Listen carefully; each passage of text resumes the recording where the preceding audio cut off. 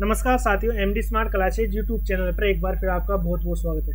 साथियों, आज के वीडियो में हम लेकर आ रहे हैं हिंदी व्याकरण संधि व संधि विच्छेद पार्ट 2, जिसमें आज हम बात करेंगे व्यंजन संधि व इनके भेद। पिछले वीडियो में हम आपको बताए थे स्वर संधि और उनके भेद के बारे में विस्तार पूर्वक आपने अध्ययन किया था। आज इस वीडियो में हम व्यंजन संधि के बारे में विस्तार पूर्वक से अध्ययन करेंगे। ये वीडियो है जो आपके आगामी भर्ती परीक्षाएं, REET, VDO, school lecturer, second grade teacher, Rajasthan कर्मचारी चयन बोर्ड, आरपीएससी व अन्य जो भी एग्जाम्स आपके हैं आगामी भर्ती परीक्षाएं जिनमें हिंदी व्याकरण सिलेबस में जुड़ा हुआ है, उन सभी भर्ती परीक्षाओं के लिए ये वीडियो इम्पोर्टेंट है। साथियों, आज हम इस वीडियो में बात करें व्यंजन संधि व इनके भेद। साथियों, अगर आप हमारे चैनल पर पहली बार विजिट कर रहे हैं तो चैनल को सब्सक्राइब जरूर कर लें। साथियों, बात करते हैं सबसे पहले व्यंजन संधि की परिभाषा। व्यंजन संधि दो व्यंजनों के मेल से जो विकार उत्पन्न होता है उसे व्यंजन संधि कहते हैं। व्यंजन संधि में संधि विच्छेद करने पर प्रथम शब्द का अंतिम वर्ण आधा हो जाता है। इस तरीके से व्यंजन संधि का परिभाषा है। साथियों, व्यंजन संधि के जो भेद हैं वो व्यंजन संधि के 7 भेद हैं। घोष व्यंजन संधि, अघोष व्यंजन संधि, अनुनासिक व्यंजन संधि, तय और ध की व्यंजन संधि, मूर्धन्य व्यंजन संधि, व्यंजन आगम संधि और व्यंजन लोप संधि। आज हम इस वीडियो में इन सभी व्यंजन संधियों की चर्चा कर रहे हैं। सबसे पहले हम देखते हैं घोष व्यंजन संधि। यदि अघोष व्यंजन के बाद कोई भी घोष व्यंजन या स्वर आता है तो वह अघोष व्यंजन भी घोष व्यंजन में बदल जाता है। घोष व्यंजन किसे कहते हैं?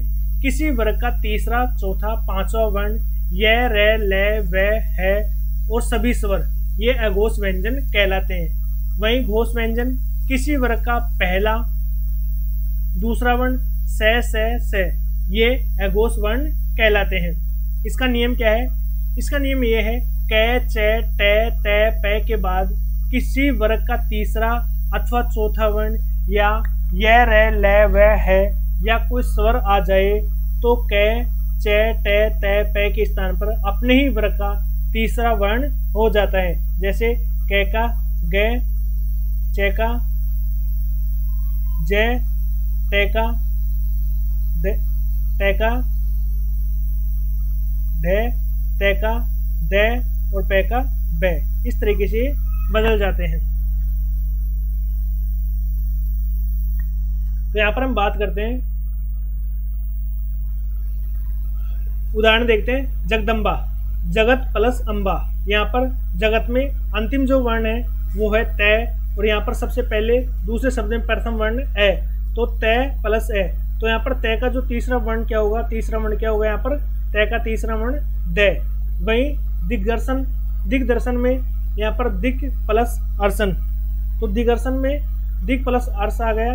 तो यहाँ पर दिक जो शब्द है उसमें दूसरा वर्ण है जो क है और दर्शन में पहला वर्ण है जो द है, तो क प्लस द।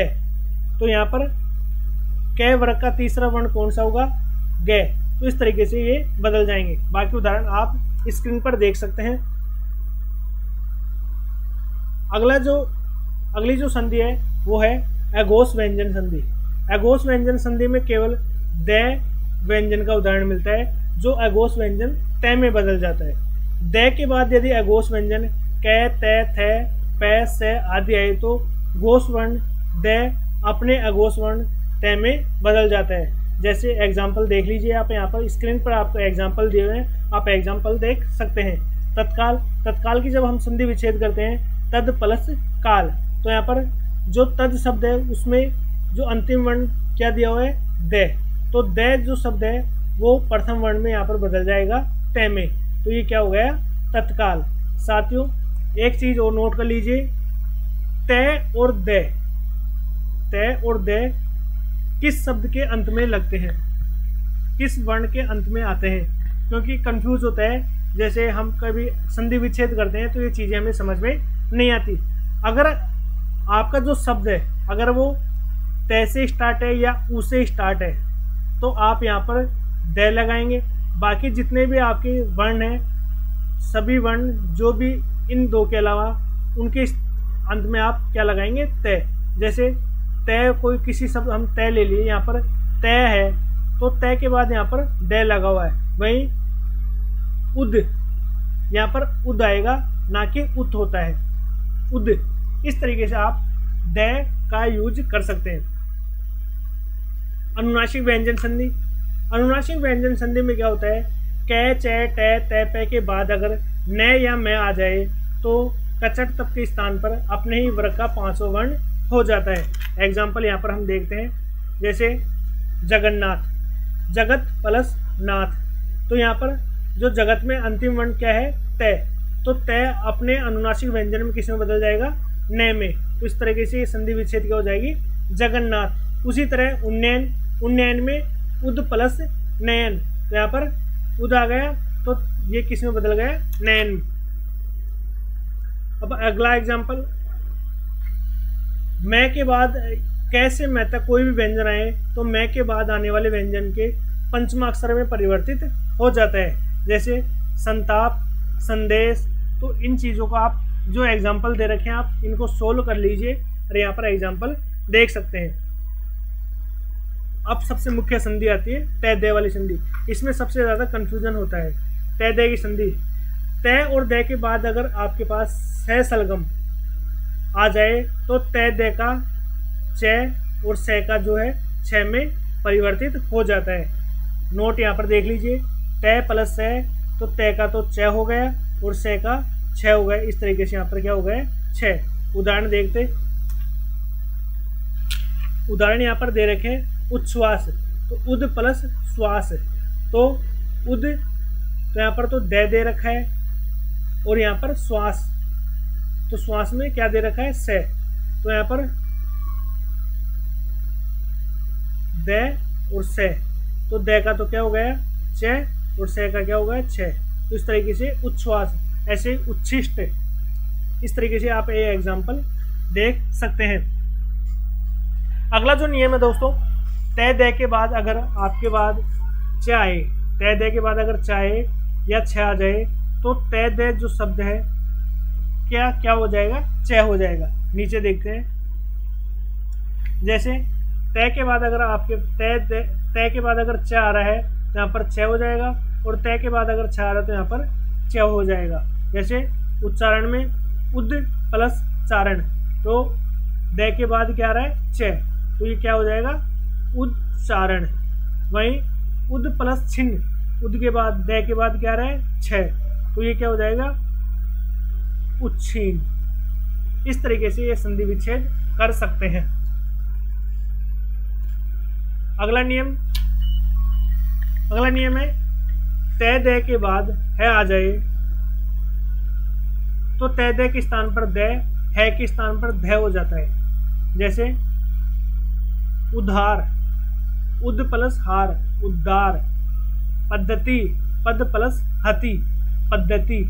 तो यहाँ पर उद में दे दिया हुआ है तो दे के स्थान पर तो द रह जाएगा, और यहाँ पर है दिया हुआ है के स्थान पर ध हो जाएगा, तो आधा द और है के स्थान पर ध हो गया। तो ये दोनों शब्द मिलकर कैसे लिखे जाते हैं, इस तरीके से लिखे जाते हैं, तो उद्धार या पद्धति। आगे अगला नियम है, तय और दे के बाद, तय दे के बाद अगर ज आता है तो तय का क्या हो जाएगा, ज हो जाता है। जैसे उज्ज्वल की संधि विच्छेद करते हैं, उद प्लस ज्वल, तो उद में द आ गया और ज्वल, तो द आया है तो द का क्या हो जाएगा यहाँ पर ज, तो उद का उज प्लस ज्वल। इस तरीके से यह संधि विच्छेद होती है। तय दे के बाद अगर ला आ जाता है, तय दे के बाद अगर ला आ जाता है तो तय दे किस में परिवर्तित हो जाता है, हलंत लय में। जैसे तद प्लस लीन, तद प्लस लीन का जब हम मिलाएंगे इनको तो तय दे का क्या हो जाएगा, लय और लीन ऐसे कैसे आ जाएगा, तल्लीन। उद प्लस लास में उल्लास। इस तरीके से ये संधि विच्छेद होगी। अब बात करते हैं अगली संधि, मूर्धन्य व्यंजन संधि। स का मूर्धनीकरण, यहाँ पर अब स का मूर्धनीकरण कैसे होगा, यदि ई उ स्वर के बाद अगर मूर्धन्य स आता है तो वो स किस में परिवर्तित हो जाएगा, स षटकोण में परिवर्तित हो जाएगा। उदाहरण यहाँ पर देख लीजिए, अभी प्लस सेक, अभी में ई आ रहा है और सेक में से आ रहा है, तो जब इन दोनों का मिलाएंगे तो अभी तो ऐसे कैसे आ जाएगा और सेक का क्या हो जाएगा, से षटकोण में परिवर्तित हो जाएगा। इसी तरह सुस्मिता और उपनिषद का भी संधि विच्छेद कर सकते हैं। फिर है तय थ का मूर्धनीकरण। यदि मूर्धन्य स के बाद तय थ दंत्य व्यंजन आए तो तय का तो ट और थ का ट में बदल जाता है। जैसे उत्कृष्ट प्लस यहाँ पर तय, उत्कृष्ट, उत्कृष्ट का जब हम संधि विच्छेद करते हैं उत्कृष्ट प्लस तय, जो तय शब्द आ रहा है किसके बाद आ रहा है, स के बाद। स के बाद कौन सा शब्द आ रहा है, तय, तो स के बाद तय शब्द आ रहा है तो तय का क्या हो जाएगा, तय। वहीं प्रश्न में प्रस स के बाद कौन सा शब्द आ रहा है, वर्ण आ रहा है तय, तो वो किस में बदल जाएगा, ठ में, तो ये होगा पृष्ठ। अगला है न का मूर्धनीकरण। न का मूर्धनीकरण, न से पहले अगर री रे से ई आए तो दंत्य न जो मूर्धन्य ण में बदल जाता है। किसमें बदलता है, क वर्ग का न मूर्धन्य में ण में बदल जाता है। जैसे ऋण, ऋण में जो इसका संधि विच्छेद करते हैं री प्लस न, तो री आ गई तो यहाँ पर ये जो न है वो किसमें बदल जाएगा, इसमें। वहीं परिमाण, परिमाण में र आ गया तो यहाँ पर जो मैं दिया हुआ है वो किसमें बदल जाएगा, न में। इस तरीके से ये संधि विच्छेद हो जाते हैं। साथियों, आज के वीडियो में हमने व्यंजन संधि का विस्तार पूर्वक अध्ययन किया। पिछले वीडियो में हम आपके लिए स्वर संधि का वीडियो बना चुके हैं, वो उसका लिंक आपको वीडियो के डिस्क्रिप्शन बॉक्स में मिल जाएगा। साथियों, आज के वीडियो में अगर कोई गलती या कोई सुधार की आवश्यकता है तो आप हमें कमेंट बॉक्स में ज़रूर बताएं ताकि हम उन गलतियों को दोबारा दोहराएं ना। इसलिए आप हमें कमेंट बॉक्स के माध्यम से जगाते रहिए, यानी कि अगर आप एक्टिव रहेंगे तो श्योर सी बात है हम भी एक्टिव रहेंगे। आपका कीमती समय हमारे लिए इम्पोर्टेंस है, तो आप हमें कमेंट बॉक्स में जो भी गलतियाँ हैं उसे सुधारने के लिए प्रेरित करते रहें। वीडियो के डिस्क्रिप्शन बॉक्स में दिए गए अन्य वीडियो के भी आप चेक कर सकते हैं, उनको देख सकते हैं। सभी वीडियो हैं जो आगामी आपकी भर्ती परीक्षाओं के लिए उपयोगी है। अगर आपने अभी तक हमारे चैनल को सब्सक्राइब नहीं किया तो चैनल को भी सब्सक्राइब कर लें, जिससे हमारे ऐसे लेटेस्ट वीडियोज़ की नोटिफिकेशन आपको समय पर मिल सके। मिलते हैं अगले वीडियो में, तब तक के लिए नमस्कार, जय हिंद।